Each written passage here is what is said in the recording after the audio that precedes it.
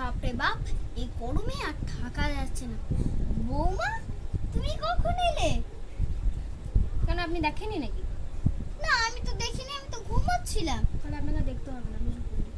ও মানে, আমি তো তোমাকে যে রান্না করতে, বাসন মাজতে বললাম, তুমি ফোন নিয়ে বসে গেলে কেন?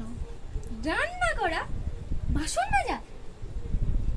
এখন আর কেউ রান্না করে বাসন মাজে না, এখন সব রিলসের যুগ, এখন সব রিলস করে। বলি, দুপুরের খাবারটা পেটে জুটবে তো?